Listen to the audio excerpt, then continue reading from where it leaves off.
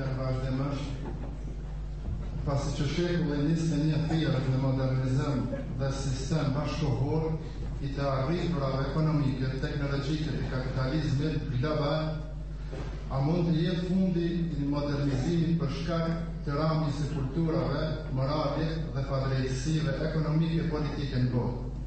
Dhe sa është bota njerëzore afër Islamit në këtë shekull? Pak sa pyetje e gat, me siguri se na do ta shkurtojmë sa në mërmenja neve se duhet të shkurtohet. Unë nuk do të flas këtu për globalizimin modern, sepse edhe nuk është në rend të mbledhjes së sotit. E keni në revista dhe në televizore, në lajmet e përditshme, në trijezat politike të përditshme, në gjuhë të ndryshme të sateliteve, të kanaleve satelitore të ndryshme, aq e mundi me mësu çka po ndodh. Por sa i përket anës ekonomike, zhvillimit teknologjik dhe anës ekonomike, unë nuk jam pajtu hala se ana ekonomike ka gjetë një kul. Nuk jam pajtu hala, sepse ndoshta 5% të mirave të Allahut në tokë janë të shfryzuara, 95% është e pashfryzuar me keq ka falë Allahu xhalla xhelalu. A ban me të pyet një sen, ajo kodra që e ke ti më afër shtëpisë tënde, çka ka brenda? Pra se di çka ka brenda. Hala njerëzit s'kan ditë me shfrytzu ara atyre veç bereqeteve ato shka i mellin, shka mundet me bëjë që të sen hala. Hala këtë se din.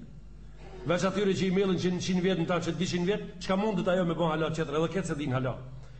Tash janë 6 miliard njerëz në botë, të dashur të mi, të jeni të bindur, se kjo botë, këtë punë që e ban tash në bitok, 105 miliard njerëz, mujnë me jetu në te, ma i varfër i atyre, sa ma i pasur i sotit.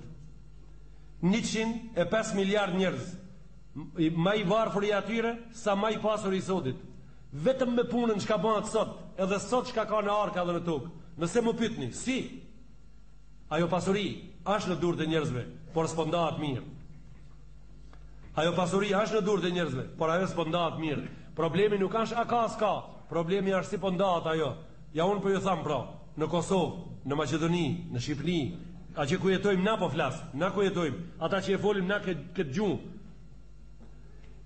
Sa pare ndahan për ndërtimin e një xhamie në një qendër të një qytetit, më me nam të na, në qendër të qytetit. Sa ndahat? As mendim nuk ndahat, jo pare. Sa ndahat për një sallë të këngëtarëve? Sa ndahat? Pastaj, si lihet edhe si begatohet xhamia masi të bëhet? Si bëhet një sallë e këngëtarëve masi të bëhet? Sa investohet në te? E pastaj, sa ka rrogën imami? Pastaj, sa i jepet një këngëtarit? A për shef, pasuri paska? Po ka përshkone, si po ndahet, si po ndahet. Një këngëtare prej Kosove të na këndoj në këtë darsmat e kësaj vere për 7.000 frank një mramje. Ajo këndoj të na për një darsëm 7.000 frank për një mramje. Një hoxh të populli i jonë shërben për 1 cent të një dit një familjes. 1 cent i difenik, logaritën të shpia. Të na është antarësia në kumanov 20 euro për familje. 20 euro për familje. Logaritme, sa i shërben një hoxh 600 shpika tunit në dit. Për një fenik. Kështu shërben një hoxh. Sa i shërben pra një punëtor ati që e sel me shalicën. Të maltere ati. A i punën gjithë ditën për 10 euro. Gjithë ditën, 30 ditë 300 euro. 4 orë një këngëtare 7.000 frank. Pra, diçka s'po shkon, diçka s'ash në rregull me jazët, me vijat, ka duhet të shkon pasuria, edhe çka duhet të banë ajo. Ajo pasuri, çka duhet të bëjmë na me atë? Çka duhet të bëjmë? Kjo s'po shkon në rregull. A ban me pa një artist i cili ka incizuar një film, sa parë ju kanë dhënë atij për incizimin e një filmi? Sa parë i jepën atij? Sa parë shitet një njeri që luan futboll mirë sot? Më në fund ai çka luan? Çka luan ai më në fund? Ai luan më në fund futboll. Ato 22 vet po luajnë atë futboll, njëri $100 milion, 100 milion euro.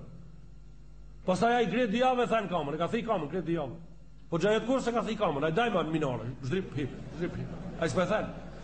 Por as ban Niagara, as ban ujvara Niagaras atje ku s'duhet.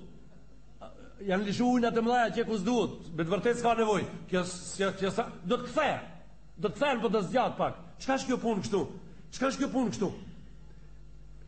Çka është kjo punë njëri të diskuton atje nëse keni lexuar në gazetë në kohët e fundit, një grua kryetarit Robert Mugabe a gjë në Zimbabwe. $38,000 në dite blen kostima dhe kundra. $38,000 në ditë ajo blen kostime edhe kundra për mu vesh në dite. Gruaja e kryetarit Robert Mugabe. $38,000 në ditë. 10 ditë $380,000, $1 milion në muaj dikun, ajo veshet. Gratë e popullit ati në Zimbabwe, gratë e popullit ati, jo kumpira, raj të kumpirave s'kan me hangër. Pra janë parët në Zimbabwe, janë parët, ama ku janë? Në qëntën janë zgrue.